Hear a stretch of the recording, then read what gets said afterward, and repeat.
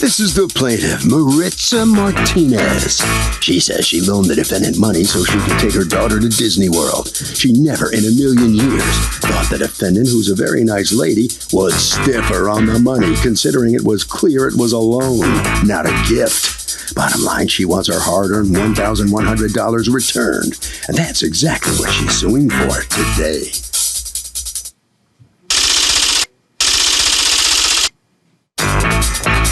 This is the defendant, Brenda Rogg. She says the plaintiff came into some money and decided to give her some so she could take a once-in-a-lifetime trip to Disney World with her daughter. The plaintiff told her that if she could afford to return it, great, but if she couldn't, no problem. Honestly, this was a gift. She's shocked and disappointed she's here today because she owes nothing. She's accused of acting goofy with a friend.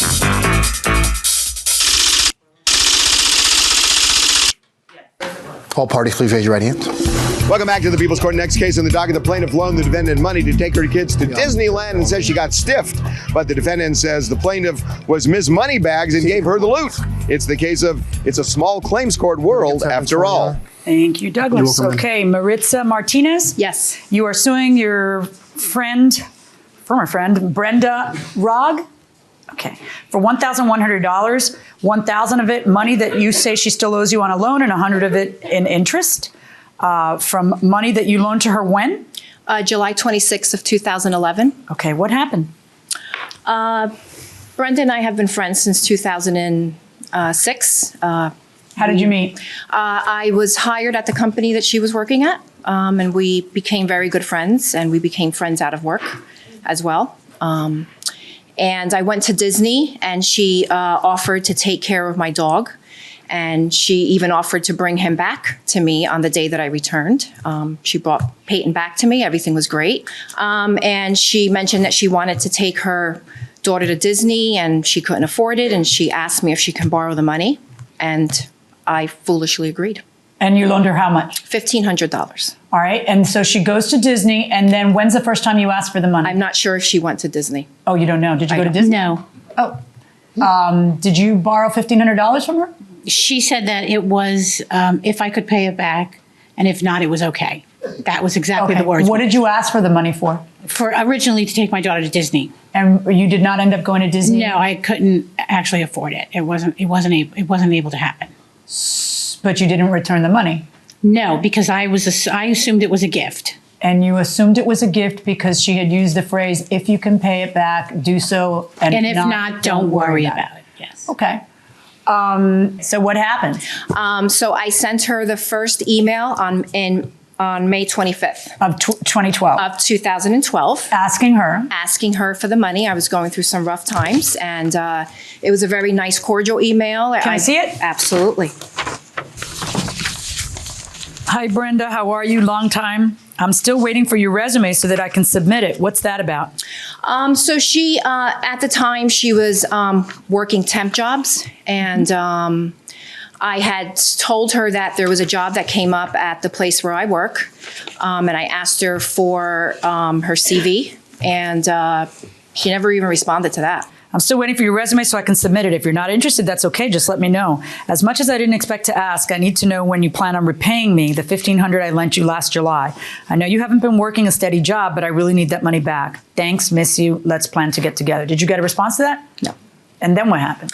And then I believe that I called her, and she said that she would start giving me the money back when she got her first check. Did she ever say anything to you about, what are you talking about? That was a gift. You told me if I could pay you back. No. If I could pay you back. No. She didn't say anything like that. What does she say instead? She says that she is not working at the moment, but that she's going to be starting a new temp job. And when she gets her first check, that she'll send me some money. So and that's in what month? I would say June, but I'm actually... And then what happens? I didn't hear back from her, so I sent her an email on July 26th. Okay. And asked her for the money. And by this point, you know, I was a little... Let me see that email. Annoyed, okay, to say the least. So I actually numbered the emails just so you can follow the trend. Mm-hmm. I would like to resolve this amicably. Yes, I didn't expect the money back in a month or 2 months because I knew you weren't working, but I didn't think a year would go by without you voluntarily reaching out to me I lent you the money, not because you were in dire need of it, but because you wanted to take Ariel to Disney. Her name's Ariel. She belongs in Disney. I should have exercised better judgment. I'm going to ask you to pay me back 3 months' time, $500 a month. She then texts you back, yes, you lent me the money. When you lent me the money, you said, if you can pay it back, great. If not, don't worry about it. I had every intention of paying you back, and I still do. I am working, I have a temp job, things have been tough. Okay, I don't expect you to understand. Everyone has their problems. I haven't made the mortgage in over a year, I'm in foreclosure. I will start sending you money as much as I can every week. Brenda, you could have had a potentially full-time job with excellent benefits if you would have sent me an updated resume like I asked you to several months ago so that I could hand deliver it to the administrator. What ends up happening? September 1st comes and what? She actually paid me $500. And then what? That was the last I heard from her. Okay. Let me hear from you. What's going on? I did send her the $500 because she told me that her dog was sick. She had problems with her car. At that time, when she wanted the $500 increments, I was not working. I was actually on unemployment. And to give her $500 every month for my unemployment check would have been impossible. Did you get an email from her where she was trying to get you a job with benefits? And She had done it once before. I sent her my resume. Nothing came of it. I actually applied for the job she was talking about online. Nothing came of it. Right, but in her email, she explained that she was going to hand deliver your resume. She told me that once before. So it's not worth trying? I didn't feel so, no. I felt like if I had applied for the job online, which I did, she could have just one went to of a million people. Well, why couldn't you just send the resume? What's so hard about it? You're kind of particular. No, that's not the case. The case was I was working for a very large company, and I did think it was going to go permanent, and it didn't. Okay. So now, in your email to her, you say, yes, you lent me the money, but you said, if I can pay, and I can't pay. So does this sound like a loan or a gift? What do you think? Oh, it's definitely a loan. Why? Well, it was written in writing, and The email. yeah, definitely, and a lot. And the defendant started paying it back. That's right. There you go, going inside the courtroom. Are you working now? I started a job January 2nd, yes. January 2nd. And you filed the lawsuit when? January 15th. Okay. So if you started a job on January 2nd, how much are you making? It's kind of personal.